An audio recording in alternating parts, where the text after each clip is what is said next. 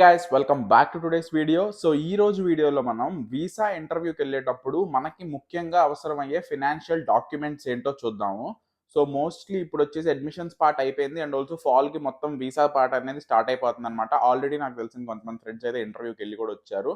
And ఇప్పుడిప్పుడు ఫాల్కి major amount of bulk slots కూడా ఓపెన్ అవబోతున్నాయి కాబట్టి అందరూ ఈ వీసా డాక్యుమెంటేషన్ ప్రాసెస్లో పడిపోయి రెడీగా ఉంటారు. సో మన వీసా ఇంటర్వ్యూ ఫినాన్షియల్ సెక్షన్ దాకా వెళ్ళింది అంటే మనకి దాదాపు వీసా వచ్చినట్టే కాబట్టి ఫినాన్షియల్ సెక్షన్ని చాలా జాగ్రత్తగా ఆ సెక్షన్ మొత్తం కరెక్ట్గా ఎక్స్ప్లెయిన్ చేసుకుంటా మనం ఎట్లా మన ఎడ్యుకేషన్ని ఫినాన్స్ చేసుకుంటాం అనేది వాళ్ళకి క్లియర్గా ఎక్స్ప్లెయిన్ చేయాలి. సో అది ఎట్లా ఏం డాక్యుమెంట్స్ కావాలనేది ఈ వీడియోలో మీకు క్లియర్గా ఎక్స్ప్లెయిన్ చేస్తాను. అండ్ మీరు కానీ నా ఛానల్ కొత్తగా వచ్చినట్టయితే నా పేరు Nilesh, do consider subscribing and పక్కనే బెల్ ఐకాన్ ఉంటుంది, కొట్టారంటే నేను వీడియో పెట్టగానే మీకు నోటిఫికేషన్ వచ్చేస్తుంది. అండ్ మీరు నన్ను ఇంకా ఇన్స్టాగ్రామ్లో ఫాలో అవ్వకపోతే ఇక్కడ నా ఇన్స్టా ఐడి డిస్ప్లే చేస్తాను అండ్ డిస్క్రిప్షన్లో ఇన్స్టాగ్రామ్ లింక్ ఉంటుంది, మీరు నన్ను అక్కడ ఫాలో అవ్వచ్చు. సో ఇంకా లేట్ చేయకుండా వీడియోలోకి వెళ్ళిపోతే మోస్ట్ ఇంపార్టెంట్గా మనకు కావాల్సిన ఫస్ట్ ఫినాన్షియల్ డాక్యుమెంట్ ఏంటంటే ఆ లోన్ డాక్యుమెంట్ కూడా కావాలి. అది కాకుండా మనకి సేవింగ్స్ లెటర్ కూడా కావాలన్నమాట. ఎందుకంటే ఫుల్ ఫ్లెడ్జ్డ్‌గా మొత్తం లోన్ మీద కాకుండా సేవింగ్స్ లెటర్ అనేది కూడా చాలామంది అడుగుతారనమాట. సో ఈ సేవింగ్స్ లెటర్‌కి అఫిడవిట్ కూడా కావాలి. సో ఎవరైతే మనల్ని ఫండ్ చేస్తున్నారో సేవింగ్స్ ఒకవేళ ఉంటే ఈ సేవింగ్స్ కూడా మాకున్నాయని చెప్పేసి దానికి సంబంధించిన అఫిడవిట్ ఇవన్నీ వీడియో లాస్ట్‌లో మీకు చూపించి క్లియర్‌గా ఎక్స్‌ప్లెయిన్ చేస్తాను. అండ్ అది పక్కన పెడితే మోస్ట్‌లీ మనకి కావాల్సిన మెయిన్ ఇంకో డాక్యుమెంట్ ఏంటంటే ఎడ్యుకేషనల్ లోన్. ఎడ్యుకేషనల్ లోన్ ఎందుకు ముఖ్యం అని చెప్తున్నానంటే మనకి ఎంత సేవింగ్స్ ఉన్నా పేరెంట్స్‌కి సేవింగ్స్ అవి ఇవి ఉన్నా సరే మనం ఫస్ట్ వాళ్ళకి ఒక గ్యారంటీ అనేది ఇచ్చేస్తాం కదా! ఎడ్యుకేషన్ లోన్ నాకు ఇంత అమౌంట్ నా ట్యూషన్ ఫీజ్‌కి, ఇంత అమౌంట్ ఎడ్యుకేషన్ లోన్ అనేది నాకు శాంక్షన్ అయిపోయి ఉంది అని చెప్పేసి ఎడ్యుకేషనల్ లోన్ లెటర్ గనక వాళ్ళకి మనం చూపించినట్లయితే గనక తర్వాత సేవింగ్స్ అనేది సెకండరీగా చూస్తారు వాళ్ళు. ఎందుకంటే ఆల్రెడీ మనకి మొత్తం అమౌంట్ శాంక్షన్ అయిపోయి ఉంటది కాబట్టి వాళ్ళకి అంత భయమే ఉండదు మనం ఎట్లా ఫినాన్స్ చేసుకుంటామని. సో ఈ ఎడ్యుకేషనల్ లోన్ చాలా మంది ఇబ్బంది పడతా ఉంటారు. ఎక్కడెక్కడ ఇంట్రెస్ట్ రేట్ తక్కువ దొరుకుతది. కొంతమంది ఏంటంటే ఫినాన్షియల్ ప్రెజర్స్ వల్ల, ఇంట్లో సిట్యుయేషన్స్ వల్ల కొంతమందికి ఎడ్యుకేషనల్ లోన్స్ అనేవి రావటం కూడా కొంచెం కష్టం అవుతుందన్నమాట. సో చాలా మంది నాకు రెగ్యులర్‌గా ఇన్‌స్టాలో డీఎమ్స్ చేస్తారు. నాకిట్లా క్రెడిట్ స్కోర్ తక్కువుంది, లేదా ఇంట్లో వాళ్ళకి తక్కువుంది, లేదా నేను ఏమీ కోలాటరల్ అనేది నేను పెట్టలేకపోతున్నాను. కో అప్లికెంట్ అనేది నాకు కో అప్లికెంట్ ఏం లేకుండా నాకు లోన్ వస్తదా? అట్లా ప్రాసెస్ అది ఇది అడుగుతున్నారనమాట. సో ఇదొక ప్రమోషన్ లాగా కాదు. ఇది చాలా మంది స్టూడెంట్స్‌కైతే యూజ్ అయిందనమాట. లాస్ట్ ఫాల్ సెమిస్టర్‌కి నేనొచ్చినప్పుడు అరౌండ్ 1000+ స్టూడెంట్స్ అయితే ఇందులో ద్వారా నా ద్వారా అప్లై కూడా చేసుకున్నారు. చాలా మందికి ఇది హెల్ప్ అయింది, బెనిఫిట్ అయింది కాబట్టి చెప్తున్నాను. మీకు ఎటువంటి ఇబ్బంది లేకుండా ప్రశాంతంగా జ్ఞాన్‌దాన్ వాళ్ళు మీ ముందుకు ఒక మోడల్ అయితే తీసుకొచ్చారు. ఇదేంటంటే మీరు జస్ట్ సింగిల్ అప్లికేషన్ గనక వాళ్ళకి పెట్టుకొనుంటే గనక, వాళ్ళు అదే సింగిల్ అప్లికేషన్స్‌తో మీరు ఎటూ తిరగకుండా, ఏ బ్యాంకులకి వాటికి వీటికి ఎళ్ళకుండా, తలకాయ నొప్పి లేకుండా అండ్ ఆల్సో ఎక్స్‌ట్రాగా మీకు ఎటువంటి ఒక్క రూపాయి కూడా చార్జ్ చేయకుండా ఇంట్లో నుంచే మీరు డైరెక్ట్‌గా మీరు లాగిన్ అయ్యి వాళ్ళతో సైన్ అప్ అయ్యి మీ డీటెయిల్స్ అన్నీ ఇచ్చేసారనుకోండి. వాళ్ళే మిమ్మల్ని కాంటాక్ట్ అవుతారు. ఏం డాక్యుమెంట్స్ వాళ్ళకైతే అవసరం అవుతాయో, మీ పరిస్థితులను బట్టి, మీ సిట్యుయేషన్స్‌ని వాళ్ళు మీకు చెప్తే వింటారనమాట. సో, ఆ సిట్యుయేషన్‌ని బట్టి మీకు ఏ బ్యాంక్ అయితే బెస్ట్ సూట్ అవుతది, ఏ బ్యాంక్ అయితే మీకు తక్కువ ఇంట్రెస్ట్ ఇస్తది, ఏ బ్యాంక్‌లో అయితే మీకు కొలాటరల్ లేకుండా, కో అప్లికెంట్ లేకుండా ఓన్లీ స్టూడెంట్ బేస్డ్ మీద మీ జీఆర్ఈ మార్క్స్, మీ బీటెక్ ఇవన్నీ కన్సిడర్ చేసి వాళ్ళు మీ తరపున మాట్లాడతారనమాట బ్యాంక్స్‌తో. సో, వాళ్ళ దగ్గర ఒక్కటి మీరు డాక్యుమెంట్ సబ్మిట్ చేసేసుకుంటే మీకు చాలా హెజిల్ ఫ్రీగా, ఈజీగా అయిపోద్ది ఈ ప్రాసెస్ మొత్తం అనేది. సో, ఇంకా మీరు లోన్ అప్లై చేసుకోకపోతే, లోన్ అప్లై చేసుకోవాలనుకుంటా, తొందరగా కావాలనుకుంటే మీరు బయట బ్యాంక్స్‌కెళ్ళి ఒక్కొక్క బ్యాంక్‌కి తిరిగి, ఎక్కడ ఇంట్రెస్ట్ రేట్ తక్కువుందని చూసుకొని, వాళ్ళందరికీ డాక్యుమెంటేషన్ విడివిడిగా చేసుకొని, ఇన్నిన్ని రోజులు ఒక నెల, 2 నెలలు టైం గడిచిపోయిద్దనమాట.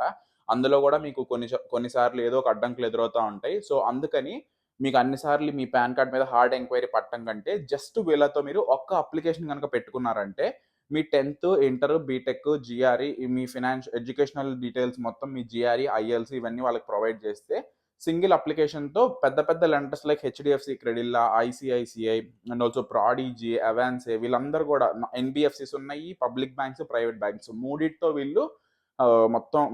వీళ్ళు కనెక్ట్ అయ్యి చేస్తున్నారనమాట. సో, మీకు ఒకటే ఆఫర్‌తో మీకు డిఫరెంట్ ఇప్పుడు మీ కళ్ళెదురు వాళ్ళు 3 ఆఫర్స్ ఇస్తారు. ఇప్పుడు హెచ్‌డీఎఫ్‌సీ మీకు 10% ఆఫర్ చేసింది. ప్రాడిజీ 14% ఆఫర్ చేసింది. ఐసీఐసీఐ 8% ఆర్ 9% ఆఫర్ చేసిందనుకోండి. మీరు ఏదైతే తక్కువ ఇంట్రెస్ట్ ఉందో అది చూజ్ చేసుకోవడానికి ఆప్షన్స్ ఎక్కువుంటాయి కాబట్టి, ఇదనేది నేను మీకు సజెస్ట్ చేస్తున్నాను. సో, ఇంకా మీరు లోన్స్ అప్లై చేసుకోకుండా ఈ లోన్ అనేది చాలా important document loan sanction letter అనేది. సో, ఆ లోన్ శాంక్షన్ లెటర్ వచ్చేసి ఇట్లా ఉంటదనమాట. ఈ బ్యాంక్ నేమ్ వచ్చేసి and also me address, me name అవన్నీ ఉండి ఎంతైతే అమౌంట్ శాంక్షన్ అయింది, మీ ట్యూషన్ ఫీజ్ ఎంత, అమౌంట్ మీకు ఎంత అవసరం అవుతదని జెప్పేసి మొత్తం ఆ డీటెయిల్స్ అన్నీ వాళ్ళు మీకు ప్రొవైడ్ జేస్తారు. మీరు ప్రాసెసింగ్ ఫీ కట్టగానే. ప్రాసెసింగ్ ఫీ తప్పితే ఎక్స్‌ట్రాగా ఎటువంటి చార్జ్ అయితే చేయరు. డిస్క్రిప్షన్‌లో ఈ జ్ఞాన్‌ధన్ వాళ్ళ లింక్ అయితే ఉంటది. ఆ లింక్‌లోకెళ్ళిపోయి వాళ్ళ ద్వారా లోన్ అప్లై చేసుకుంటే గనక మీకు చాలా తొందరగా వితిన్ 2 వీక్స్‌లో వాళ్ళు మీకు లోన్ శాంక్షన్ అనేది ఇచ్చేస్తారనమాట. నెక్స్ట్ ఈ లోన్ తర్వాత మోస్ట్ ఇంపార్టెంట్ డాక్యుమెంట్స్ ఇంకో 2 ఉంటాయి. Savings letter. సో, ఈ సేవింగ్స్ లెటర్ ఎట్లా అంటే ఇప్పుడు ఎంత లోన్ ఉన్నా సరే దాన్ని మీ ఎడ్యుకేషన్‌కి మీరు ఫండ్ చేసుకుంటున్నారని చెప్పి వాళ్ళకి చూపించాక గూడా నా లివింగ్ ఎక్స్‌పెన్సెస్‌కి గాని, లేతే ఇంకోటి ఇక్కడి నుంచి నాకెళ్ళటానికి గాని, ఈ ప్రాసెస్‌కి గాని మొత్తానికి నాకు ఒక 10,00,000 ఆర్ 15,00,000 ఆర్ 20,00,000 మీ సేవింగ్స్ అకౌంట్‌లో ఉన్నట్టుగా ఇట్లా సేవింగ్స్ అకౌంట్ స్టేట్‌మెంట్ అనేది ఉంటదనమాట. సో, ఈ సేవింగ్స్ అకౌంట్ స్టేట్‌మెంట్ ఏంటంటే ఎయిదర్ మీ ఫాదర్ ఆర్ మీ మీ పేరెంట్స్ మీ ఫాదర్ గాని, మదర్ గాని వాళ్ళ అకౌంట్‌లో వాళ్ళ పేరు మీద అకౌంట్ ఉన్నా సరే, వాళ్ళ అకౌంట్‌లో కొంచెం ఈ సేవింగ్స్ వాళ్ళు మీకోసం చేసినట్టు, వాళ్ళ జాబ్ ఏంటి ఇవన్నీ గూడా వాళ్ళు అడుగుతారు కాబట్టి, మా ఫాదర్ పలానా జాబ్ చేస్తారు. ఇంత సాలరీ వస్తది. నా ఎడ్యుకేషన్ కోసం అని చెప్పేసి ఇంత సేవింగ్స్ మా అకౌంట్‌లో ఉన్నాయని చెప్పేసి ఈ సేవింగ్స్ లెటర్ ఏ బ్యాంక్ అయితే ఉంటదో ఆ బ్యాంక్ వాళ్ళు స్టాంప్ ఏసి ఇతని అకౌంట్‌లో ఇంత బ్యాలెన్స్ ఉందని చెప్పేసి ఒక ఫార్మ్ ఇస్తారు. దాన్ని సేవింగ్స్ లెటర్ అంటారనమాట. సో, చాలామంది ఈ సేవింగ్స్ లెటర్ దగ్గర కూడా చాలా ఇబ్బంది పడుతున్నారు. నాకు అవి కూడా డీఎమ్స్ వస్తా ఉంటాయి. సేవింగ్స్ లెటర్ నాకు ఇబ్బందిగా ఉందన్న అని చెప్పేసి.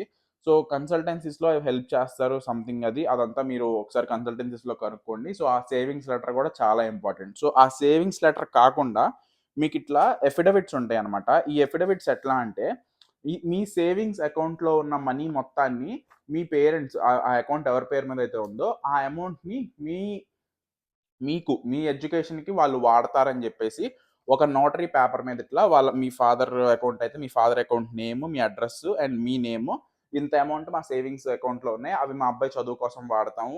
సో, ఎటువంటి యునైటెడ్ స్టేట్స్ ఆఫ్ అమెరికాకి మా అబ్బాయి ఎటువంటి లయబిలిటీ అవ్వడు. సో, ఎటువంటి డబ్బులు అవన్నీ ఏమి ఇబ్బంది లేకుండా మేము చూసుకుంటాం అని జెప్పేసి ఇట్లాంటి నోటరీ మీద సంతకం బెట్టేసి అటెస్టేషన్ ఇట్లా చేస్తారనమాట నోటరీ కాపీ. సో, ఇది ఎక్కడైనా గాని మీరుండే దగ్గర జస్ట్ పబ్లిక్ నోటరీ అని కొట్టేస్తే దగ్గరలో వాళ్ళకి మీ ఇన్ఫర్మేషన్ ఇచ్చేసి మీ అడ్రెస్ అవి ఇవి ఇస్తే జస్ట్ 100 ఆర్ 150 రూపీస్‌లో ఆ నోటరీ అనేది చేసేస్తారు. సో, ఈ 3 డాక్యుమెంట్స్ అయితే మస్ట్ అండ్ షుడ్‌గా మీ ఫైల్‌లో ఉంచుకోండి వీసా ఇంటర్వ్యూ అప్పుడు. ఎందుకంటే ఫైనాన్షియల్సే చాలా స్ట్రాంగ్‌గా చెప్పాలి. So, loan, savings letter and ఈ అఫిడవిట్ కాపీస్ ఈ 3 ఉంటే చాలా సేఫ్ సైడ్ ఉంటారనమాట. సో, అదనమాట ఈ వీడియోకి. వీసా ఇంటర్వ్యూస్‌కి ఈ 3 డాక్యుమెంట్స్ అయితే చాలా ఇంపార్టెంట్. సో, మీ ఫ్రెండ్స్ ఎవరికైతే వీసా ఇంటర్వ్యూ ఉందో వాళ్ళకి ఈ వీడియోని షేర్ చేసి అండ్ ఎడ్యుకేషన్ లోన్స్ ఎవరైతే ఇంకా అప్లై చేసుకోలేదో, ఇంకా టైం లేదు. చాలా టైం తక్కువుంది కాబట్టి ఈ వీడియోని ఒకసారి వాళ్ళకి ఫార్వర్డ్ చేసి ఇట్లా ఒక ఆప్షన్ ఉందని వాళ్ళకి కూడా తెలియజేయండి. వీడియో గనుక మీకు నచ్చినట్లయితే ఒక లైక్ చేసి ఛానెల్‌కి కొత్తగా వచ్చినట్టయితే సబ్స్క్రైబ్ చేసుకోండి. Thanks for watching.